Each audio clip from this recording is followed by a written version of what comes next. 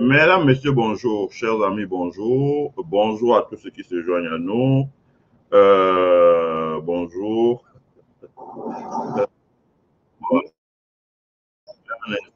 Voilà. Voilà. Bonjour. Bonjour à tous ceux qui se joignent à nous.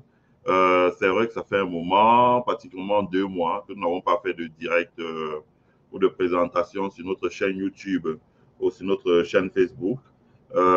C'était lié à certaines contraintes professionnelles, donc qui ne m'ont pas permis vraiment de dégager le temps.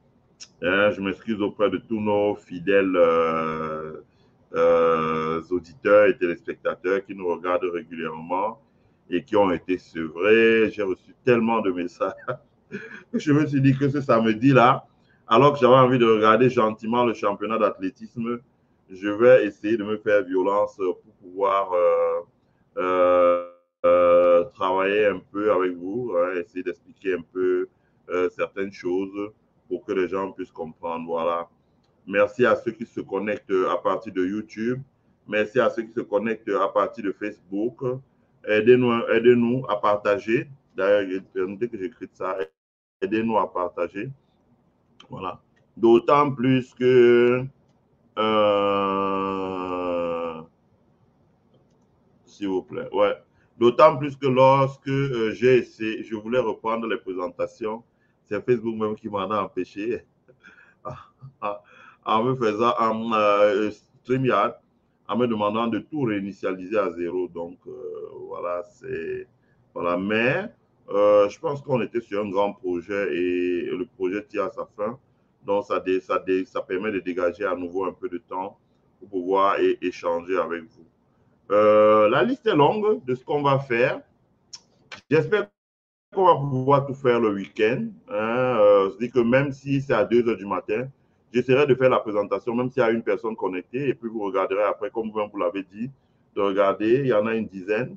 On va essayer de parcourir d'abord ce qui fait l'actualité en ce moment, mais surtout ce qui est l'économie, parce que ce soit les chefs d'entreprise, que ce soit les décideurs, fonctionnaires, partis politiques, sociétés civiles, organisations professionnelles, les gens veulent comprendre ce qui ne va pas au Cameroun. Donc, il faut leur apporter un éclairage. Donc, les gens veulent savoir notamment ce qui ne va pas avec la notation du Cameroun. Vous savez même que la notation du Cameroun a été dégradée par les agents de notation Standard Poor's, Fitch. Le Cameroun, le rating du Cameroun a baissé. Donc, on va essayer d'expliquer ça tout au long de la journée. Là, nous allons faire 2 directs, hein, et puis on fera aussi 2 directs plus tard pour essayer d'expliquer à peu près voilà ce qu'il en est. Voilà. Donc, c'est de ça qu'il s'agit. C'est de ça qu'il s'agit. Aujourd'hui, moi, je vous convie à une présentation sur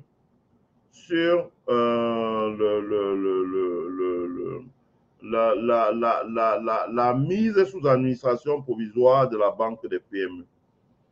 Je sais qu'ils n'ont pas utilisé le terme dans le communiqué de la COBA de mise sous administration provisoire, mais quand ils disent retrait de l'agrément à la directrice Mandeng, c'est une moyen de dire très diplomatiquement que c'est une mise sous administration provisoire.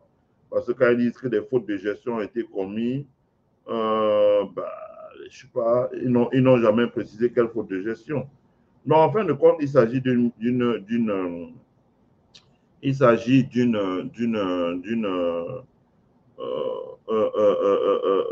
mise sous administration provisoire puisque la banque avait un capital social de 10 milliards, n'a plus de fonds propres, dont les fonds propres sont de zéro. Elle n'a pas fait de bénéfices, donc elle ne peut pas avoir de. Parce que les fonds propres d'une banque sont constitués du capital social, ce qu'on appelle common stock, sont constitués de ce qu'on appelle en anglais preferred stock, ça veut dire s'il y a des actionnaires qui arrivent, mais ils peuvent ne pas avoir de droit de vote ou de droit de vote réduit, mais ils ont une priorité dans la distribution des actions. Donc, ça, c'est preferred stock. Et vous y ajoutez aussi ce qu'on appelle return earning. Return earning. Return earning, ce sont les réserves. Ça veut dire qu'une partie des bénéfices que l'entreprise décide de mettre en réserve, de ne pas distribuer ces dividendes aux actionnaires de l'entreprise, de les mettre en réserve. Ces réserves peuvent être utilisées plus tard. Donc, voilà ce qu'on appelle les fonds propres dans une banque. Or, les fonds propres dans la banque des PME, qui est une banque que l'État du Cameroun avait créée, n'existe plus. Il n'y a plus de fonds propres. Et on pouvait encore s'appuyer pour rebondir, ils pouvaient encore s'appuyer, par exemple, sur le fait qu'ils font des bénéfices. Donc, à partir du moment où vous faites des bénéfices, les bénéfices, si vous ne les distribuez pas, ça devient des fonds, ça permet d'augmenter les fonds propres. Malheureusement, la banque de PME ne fait pas de bénéfices, donc ça devient un problème. Donc, je vais vous expliquer tout ça là. Je vais vous montrer à peu près le bilan d'une banque. Donc, à partir du bilan de la banque, vous allez comprendre. Donc, il n'y a même pas besoin de montrer le compte de résultat, vu que la banque des PME a fait depuis, je crois, on a dit, elle a été créée il y a 7 ans. Et depuis 4 exercices, le résultat est négatif. Donc, sur les comptes qu'elle a payés, le résultat est négatif. Le problème, c'est que les pertes aujourd'hui vont chercher à 2 milliards et poussière, ou un capital social de 10 milliards. Quand les pertes vont chercher à 2 milliards, c'est beaucoup. Encore que quand les pertes sont à 2 milliards, le montant des créances provisionnées dans le bilan de la banque, je ne les ai pas. Il faut savoir si on sonne de combien. Si par exemple le montant des provisions sont je sais pas moi, de 10 milliards et qu'à l'arrivée, après avoir utilisé tous les voies de moyens, on tombe sur des créances compromises de 6 milliards, c'est la fin de la banque. Donc, en gros, le projet, il est mal. Est-ce qu'il peut encore être sauvé? Je n'en sais rien. Ouais, mais toute banque peut toujours être sauvée. Donc, ça va mal. Donc, commençons d'abord par définir une banque. C'est quoi une banque? Je dis ça parce que très souvent, quand on parle de la banque des PME, là, j'entends souvent dans les plateaux de télé beaucoup de, permettez-moi l'expression, ça ne fait pas partie de mon jargon. J'entends beaucoup de conneries. Donc, les gens disent beaucoup de conneries, beaucoup de bêtises qui ne tiennent pas du tout la route. Ils confondent la banque commerciale avec la banque de développement. Voilà. Donc, parce qu'ils disent, oh ouais, c'est une banque de développement que le chef de l'État a créée. Ce n'est pas de ça qu'il s'agit. La banque de PME est une banque commerciale. Ça veut dire qu'elle dispose d'un capital social, 10 milliards, qui est la mise de départ de son actionnaire, l'État. La banque de PME dispose, donc ça, ce sont ses ressources.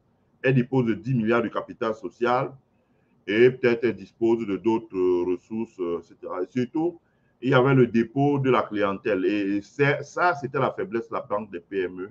Parce que dans un système où c'est l'État qui est actionnaire à 100%, c'est ce que ça veut dire au Cameroun. Ça veut dire que tous les gros légumes du parti au pouvoir vont aller là-bas. Pour même pas 10 milliards de dépôts, ils vont introduire une demande de crédit de 200 milliards. Et rapidement, ça va déstabiliser la banque. Parce que quand vous avez la banque, l'argent qu'elle prête aux gens, c'est son capital social plus les dépôts. Voilà, les dépôts dans les comptes d'épargne, les dépôts dans les comptes courants chèques. Voilà les 3 ressources que dispose une banque. Et si elle a certaines subventions, des choses comme ça. Et donc, la banque commerciale, elle reçoit les dépôts, dont les dépôts de la clientèle, son capital social, dont les dépôts de la clientèle dans les comptes d'épargne, les dépôts de la clientèle dans les comptes courants chèques, et les dépôts de la clientèle pour faire l'acquisition des investissements. Donc, quand elle a ce qu'on appelle plusieurs business lines. Et dans le cas de la banque des PME, malheureusement, bon, il y a des choses, je ne veux pas être très méchant. Je préfère être un peu soft là parce que je ne veux pas trop. C'est une affaire d'argent. Je comprends que les gens, ça va vraiment faire mal. Bon, l'argent qu'elle collecte, elle utilise ça pour donner des crédits. Donc, des crédits. Elle avait dit donc banque des PME, donc elle va donner des crédits aux PME. Ce qui est la mission d'une banque commerciale. Et une autre partie, l'argent, elle dépose ça en réserve auprès de la Banque centrale. Je ne connais pas combien est le taux de réserve, la Banque centrale au Cameroun aujourd'hui. Donc, quand, par exemple, vous recevez 100 francs, par exemple, aux États-Unis, si vous recevez 100 francs, vous déposez 20 francs en réserve à la Banque centrale. Et c'est pour ça qu'on dit que dans les politiques de relance de l'économie, un des leviers de la politique monétaire, c'est la diminution du taux de réserve. Ça veut dire que si une banque reçoit 100 francs de ses clients et qu'elle dépose 20 francs à, la banque, à 25 francs à la banque centrale, si jamais la banque centrale décide de ne recevoir que 10 francs, vous voyez qu'il y a une disponibilité supplémentaire de 15 francs à la banque qu'elle peut utiliser pour donner des crédits à la clientèle. C'est de ça qu'il s'agit. Donc, voilà. Donc, la banque des PME est une banque commerciale. Maintenant, il y a ce qu'on appelle la banque de développement. La banque de développement, ce n'est pas pareil. La banque de développement, c'est une banque qui donne des crédits sur du long terme. Je prends un exemple. Si vous voulez faire une plantation d'EVA, la plantation d'EVA, ce n'est pas des plantations où, si vous voulez financer un projet de plantation d'EVA, ben, ce n'est pas avec un crédit de 2 ans, même pas un crédit de 5 ans. C'est des crédits de 20 ans.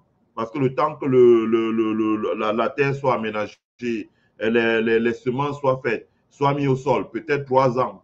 Je ne sais pas quelle est la maturité, l'EVA, ça commence à produire peut-être 4 ans, 5 ans, ça fait déjà 8 ans. Et il faut commencer à vendre et commencer à amorcer, commencer à faire une trésorerie qui permet de couvrir le seuil de rentabilité.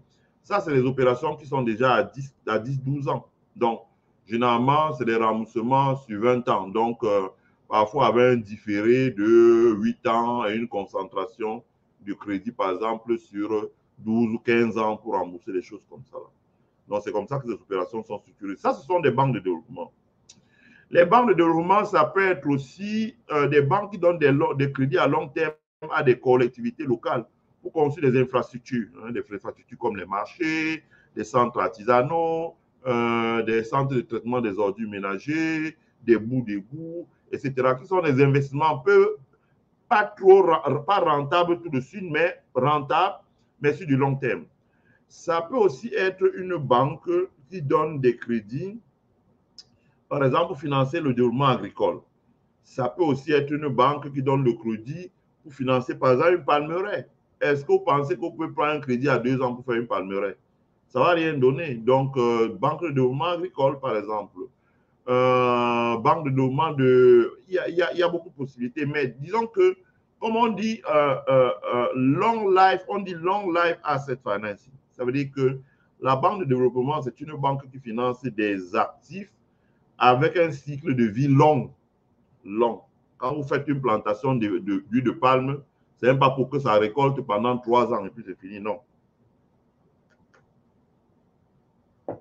C'est là où je dis que j'entends souvent Pougala raconter des conneries. Il raconte des bêtises. Il dit, oui, les Blancs sont venus nous vendre l'huile de palme, il faudra que nous fassions le tournesol. Donc, on ne va plus manger le coquille, on ne va plus manger le nkondré, on ne va plus manger le nkonchap, on ne va plus manger le taro, on va plus manger, si on se met à produire l'huile de tournesol, on va faire le taro avec l'huile de tournesol, on va faire le taro, le nkondré avec l'huile de tournesol, on va faire le nkonchap avec l'huile de tournesol, on va faire la tenue militaire, le coquille, tout ça avec l'huile de tournesol, mais il raconte des bêtises. Franchement, il y a trop de voyous intellectuels dans nos médias là. Je pense que les patrons des médias au Cameroun devraient commencer à faire un écrémage. Moi, c'est pour ça que je commence à bouder les médias camerounais parce que ça fait très mal quand tu vas là-bas. Tu regardes ce que les gens disent, tu te dis, bon, je vais venir mettre ma tête là, c'est n'importe quoi. Monsieur Pougala doit comprendre que les banques de développement dans un pays sont faites pour financer les investissements à cycle long. À cycle long. L'État, ce serait long, je vais parler dans le processus. L'État a des moyens de, quand on donne des crédits sur 20 ans, il y a des formules pour refinancer les crédits, refinancer ces banques-là. Pourquoi qu'elles soient en permanence liquides? Et cela est rendu aujourd'hui facile parce que nous avons une bourse des valeurs mobilières. Nous pouvons créer un marché, un compartiment de marché de ce qu'on appelle Asset-Backed Security, ABS, Asset-Backed Security. Mais c'est un autre long débat. Un jour, on en reparlera. Il faudrait que je prenne il faudrait que je découpe ça en 4 et ça va donner 4 lives de 1h30 parce que c'est des choses très. Il faut expliquer ça beaucoup que les gens comprennent. Donc, les banques de développement financent des investissements à cycle long. Elles se refinancent à travers ce qu'on appelle l'asset-backed security, qui est un processus de titrisation des créances des banques de développement pour qu'elles soient en permanence liquides, qu'elles aient en permanence la disponibilité. Mais pour ça aussi, il faut que les investissements soient dans un environnement où le risque est faible. Voilà, c'est de ça qu'il s'agit. C'est bon. Donc, le Cameroun a un problème avec la solidité des institutions financières publiques. Publiques, je précise bien. Combien d'entreprises publiques ont fait faillite dans notre pays? La SCB, la BIAO, la SCB, la BIAO, le Fornader, la BICIC, etc. Beaucoup d'entreprises ont Amacam, etc. Il faut rappeler que quand on dit institutions financières, ce sont les microfinances, par exemple, ce sont les banques commerciales, par exemple, ce sont les banques de développement, par exemple, ce sont les fonds d'investissement, par exemple, ce sont les banques d'affaires, par exemple, ce sont les compagnies d'assurance, ce sont les caisses d'épargne, etc., etc. C'est tout cet ensemble-là d'institutions qui manipulent la trésorerie, là-haut, les capitaux qu'on appelle institutions financières. Autre chose, je souhaitais expliquer quelque chose qui est fondamental, que les gens doivent comprendre. La banque commerciale est importante parce qu'elle a le pouvoir de création monétaire. Quand on dit battre monnaie, c'est pas ce que j'entends les Mbandakani dire là dans les plateaux de télévision. On va battre, il faut qu'on sorte de là pour battre monnaie. Ça ne marche pas comme ça. Ça, c'est, je ne sais pas si le terme est bon quand on parle d'hérésie, mais je veux dire, dans mon esprit, c'est les gens, c'est les grands menteurs. C'est la démagogie en fin de compte. Ça ne marche pas comme ça, battre monnaie, c'est pas comme ça. Battre monnaie dans leur esprit, ça veut dire qu'on va imprimer l'argent, c'est pas comme ça. Lorsque vous allez à la banque a peut-être un capital de 10 milliards, comme était la banque de PME. À partir du moment où elle a un capital de 10 milliards, elle peut donner un concours à la clientèle, encore que capital. Si par exemple, elle réalise des bénéfices, c'est ce qu'a fait Afriland Bank, First Bank au Cameroun. C'est-à-dire qu'ils ont décidé de ne pas distribuer les bénéfices pendant une période longue, je crois 20 ans ou quelque chose comme ça là. Et si les bénéfices étaient de 4 milliards par an, 4 milliards par an, pendant 20 ans, ça fait 80 milliards. Et s'ils procèdent une augmentation de capital, par exemple, dans leur cas, qui passe à, par exemple, 20 milliards de francs, ça fait 100 milliards. Si les ratios de la COBAC, les ratios de base, je crois, ça doit être 1 pour 3. Ça veut dire que si vous avez 1000 francs, vous pouvez donner les crédits de 3000 francs à la clientèle. Bon, Afriland Bank, facilement, par exemple, alors que la banque des PME ne peut donner qu'un concours de 30 milliards à l'économie, Afriland Bank peut donner un concours de 300 milliards à l'économie, donc 10 fois plus que la banque des PME, voilà. Or, quand vous avez 100 milliards de fonds propres, que vous donnez 300 milliards de crédits à l'économie, les 200 milliards, là, le spread qui est là, c'est la création monétaire. C'est la création monétaire. C'est parce que la réglementation bancaire vous autorise à faire cela. Et c'est garanti par la Banque centrale. C'est la création monétaire. Donc, les banques commerciales créent de la monnaie à partir des instruments de la réglementation bancaire, mais également des instruments de paiement, les chèques certifiés, billets à ordre, lettres de crédit, etc., etc. Et créent de la monnaie. Ça, il faut le savoir. Donc, la création monétaire, c'est quand vous, c'est pas parce une affaire de CFA d'abord, c'est quand vous créez un environnement juridique stable. Parce qu'on dit en anglais que l'argent, c'est la financiarisation du droit. C'est là que vous pouvez créer la création de la valeur monétaire. La deuxième source de la création de la valeur monétaire, c'est les émissions de bons de trésor de la part de l'État. Dans un pays où la dépense publique n'est pas celle du Cameroun, voilà, où les budgets sont dans les poches des fonctionnaires, les fonctionnaires mangent ça comme ils veulent, les entreprises sont dans... Non, ce n'est pas comme ça. Ce serait long encore, je pourrais vous expliquer dans les pays comme les États-Unis, mais ce serait très long. Il faudrait carrément faire un live de 2 heures pour ça, parce que c'est des processus longs. Pour les initiés, oui, on peut expliquer ça en 3 minutes. Mais pour ceux qui n'ont aucune notion de la finance à un haut niveau, ça doit prendre du temps. La création, les émissions de bons de trésor par l'État, le Trésor peut émettre des bons